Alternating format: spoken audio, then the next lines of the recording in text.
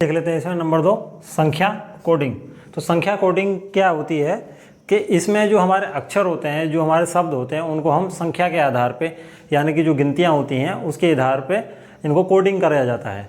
अब उनको समझने के लिए हम एक एग्जाम्पल ले लेते हैं कि हम संख्या के आधार पे कैसे कोड करते हैं। ठीक है, तो जैसे हमारे एक एग्जाम्पल है चेयर। यदि चेयर को 53,269 लिखा गया है, ठीक है, और उसी तरह से ईयर को आपको 729 लिखा गया, तो पूछ रहा है हेयर को क्या लिखेंगे। तो इस तरह के जो सवाल हैं वो संख्या कोडिंग के अंतर्गत आते हैं, क्योंकि इन अक्षरों को, इस शब्द को एक संख्या के रूप में लिखा गया है, इसीलिए ये जो है ये आपका संख्या कोडिंग के अंतर्गत ये सवाल आता है। अब इनको करना कैसे है वो देख लेते हैं, समझ लेते हैं। करना कैसे है इस सवाल को करने के लिए हम क्या करेंगे, तो जो चेयर का जो कोड दिया गया है हमारा 53,269 दिया गया है, उसको हमने इस तरह से लिखा, चेयर के सामने, चेयर के नीचे लिख दिया। तो यानी सी के नीचे आपने 5 आ गया, एच के नीचे ये आया 3 आया, ए के नीचे 2 आया, आई के नीचे 6 आया और आर के नीचे 9 आया।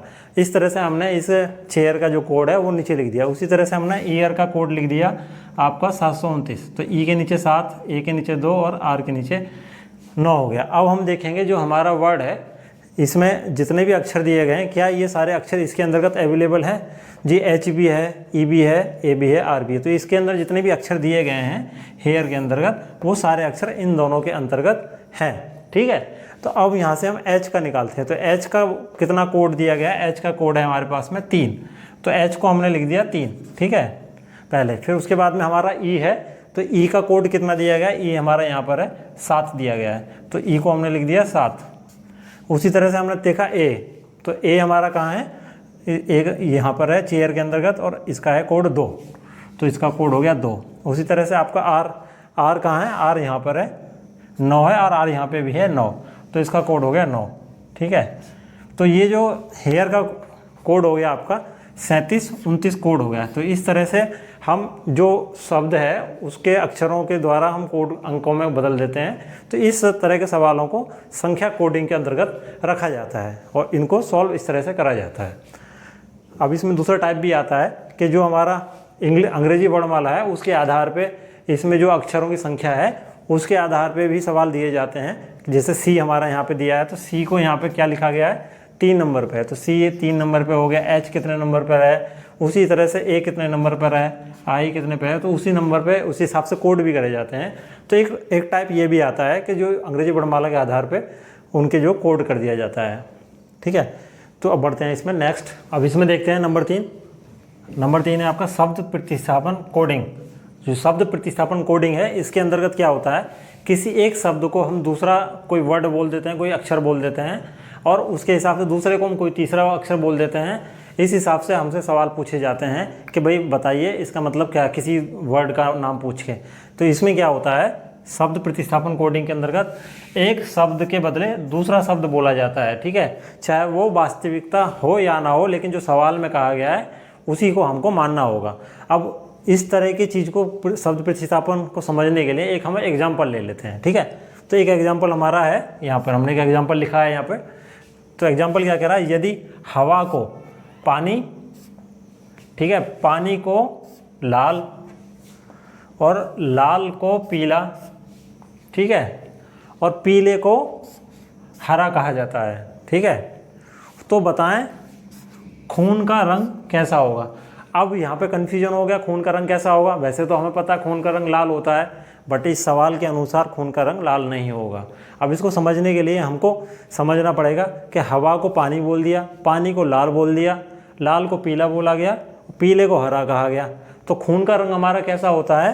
तो यहाँ पे हम समझेंगे खून का जो रंग होता है वो लाल होता है। ठीक है, और लाल जो यहाँ पे किसको बोला गया है, लाल रंग जो बोला गया है, लाल बोला गया है, लाल को पीला बोला गया है।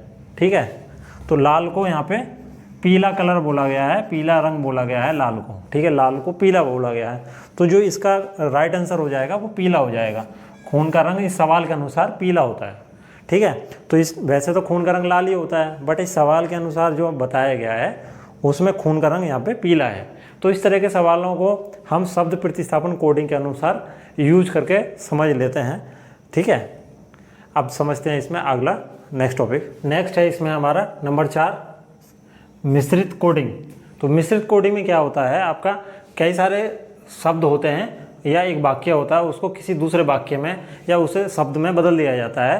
तो इस तरह की जो कोडिंग करी जाती है उसको हम मिश्रित कोडिंग कहते हैं। तो इसमें क्या रहा है, आपका 2 या 4 शब्दों को मिला के दूसरे वाक्य में बदल देते हैं, उसको हम मिश्रित कोडिंग कहते हैं। ठीक है, अब इसमें एक एग्जाम्पल से हम इसको समझते हैं कि मिश्रित कोडिंग आखिर कैसे है।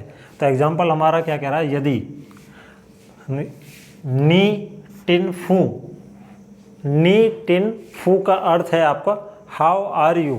ठीक है, हाउ आर यू है। उसी तरह से आपका नी टिन सी का आपका अर्थ है आपका वेयर आर यू। ठीक है, तो अब पूछा है यहाँ पे सवाल में वेयर, वेयर का क्या मतलब है यहाँ पे कोडिंग में। ठीक है, तो अब इसमें जो दिया गया है हमको देखना है कि वेयर हमारा यहाँ पर है, इसमें नहीं है। ठीक है, बाकी जो 2 वर्ड हैं आपके आर और यू इसके अंतर्गत दिए गए हैं। तो उसी तरह से हम यहाँ पे देख लेते हैं, नी टिन फू और नी टिन सी, इन दोनों में आपका नी और टिन दोनों जो आपके शब्द हैं वो कॉमन है। उसी तरह से यहाँ पे आपका आर यू और आर यू दोनों कॉमन है। ठीक है, तो इन दोनों का जो अर्थ हो गया आपका आर यू हो गया। अब बचता क्या है यहाँ पे बचता है फू और यहाँ पे बचता है सी। तो फू माने हो गया हाउ, ठीक है, और सी माने हो गया आपका वेयर। तो वेयर का जो यहाँ पे अर्थ निकल के आया वो आपके निकल के आया सी। ठीक है, तो जो वेयर की जो कोडिंग है वो सी है। तो इस तरह के जो सवाल आते हैं कोडिंग के अंतर्गत रखते हैं। ठीक है, तो इन सबको सॉल्व करने के लिए हमको कॉमन शब्दों को देख के उसमें से निकालना होता है और जो पूछा गया होता है उसको उस कॉमन में से अलग करके निकाला जाता है, जैसे हमने यहाँ से वेयर को निकाला है। ठीक है, अब बढ़ते हैं इसमें। नेक्स्ट आता है आपका नंबर 5 प्रतीक कोडिंग। तो प्रतीक कोडिंग में क्या होता है कि जो हमारे शब्द या अक्षर होते हैं उनको हम किसी सिंबल के द्वारा, जैसे मानो रुपया, डॉलर, हैज, स्टार या कोई भी गुणा का निशान हो गया, भाग का निशान हो गया, प्लस का निशान हो गया, किसी के भी द्वारा हम जो है इसमें उनको बदल देते हैं। तो इस तरह की जो कोडिंग होती है उनको प्रतीक कोडिंग कहते हैं। तो अक्षरों को प्रतीक के रूप में बदलना इसके अंतर्गत आता है, प्रतीक कोडिंग के अंतर्गत। ठीक है, अब एक एग्जाम्पल से देख लेते हैं हम। एग्जाम्पल हमारा है यहाँ पे कि यदि 16 को लिखा गया है आपका $54 हैज़। ठीक है, ये लिखा गया, और आपका डिम को लिखा गया है आपका 3 भाग का निशान है 7 और हैज़, ये लिखा गया है। ठीक है, तो उसी तरह से आपका मॉडेस को क्या लिखा जाएगा। ठीक है, अब मॉडेस को क्या लिखा जाएगा, तो फ्रेंड्स जो इसमें एग्जांपल में लिखा गया है कि 16 को हमें ये कोड लिखा गया था, डिम को ये लिखा गया है, तो मॉडेस पूछा गया था। हमने 16 को लिखा है, उसके आगे उसके नीचे उसका कोड लिख दिया है। ठीक है, तो आपका 16 को इस कोड में लिखा गया। तो एस को लिखा गया है $, ओ को लिखा है 5, एल को 4 है और ई को हैज़ लिखा गया। उसी तरह से हमने डिम लिखा, उसके नीचे उसका कोड लिख दिया। और उसी तरह से हम देखेंगे आपको डी को 3 लिखा गया है, आई को भाग का निशान दिया गया है और एम को 7 और ई को हैज़ दिया गया है। अब हमसे पूछा गया डिम, अब पूछा गया हमसे मॉडेस। ठीक है, तो मॉडेस में आपका जो एम है हमारा, एम कहाँ है, एम यहाँ है, और एम को यहाँ क्या लिखा गया है, 7 लिखा गया है, एम को 7 लिखा गया, तो यहाँ पर 7 लिख देंगे। फिर उसमें बाद में ओ, तो ओ हमारा कहाँ है, ओ यहाँ पर है और उसको 5 लिखा गया है, ये आ गया 5। ठीक है, उसी तरह से आपका डी, तो डी है यहाँ पे और डी यहाँ पर है 3। ठीक है, तो डी आपका 3 है, तो यहाँ पे हम लिख देंगे 3। ठीक है, उसी तरह से आपका ई है यहाँ पे, तो ई को यहाँ हैज़ लिखा गया है, ई को हैज़ लिखा गया है। ठीक है, तो ई को हैज़ लिख दिया यहाँ से, और एस को यहाँ पे $, लिखा गया है, तो जो एस है आपको वो $, लिखा गया है। तो इस तरह के सवालों को जो हमने कोड में बदला है, तो इसका कोड मॉडेस का ये आ गया आपका 753 हैज़ $। ठीक है, तो इनको हमने निकालने के लिए क्या देखा कि मॉडेस के जो सारे अक्षर हैं वो क्या इनमें अवेलेबल हैं, तो हमने चेक करके देख लिया सभी इसमें अवेलेबल हैं। तो उनके हमने कोड को उनके नीचे लिख के उसमें आइडेंटिफाई कर लिया किसका क्या कोड है। ठीक है, उसी हिसाब से हमने सारे अक्षरों का कोड निकाल के इसका कोड निकाल लिया मॉडेस का। तो इस तरह के जो प्रतीक कोडिंग के अंतर्गत जो सवाल आते हैं वो इसको हम प्रतीक कोडिंग के अंतर्गत रखते हैं। ठीक है, अब इसमें देखते हैं कुछ नया और।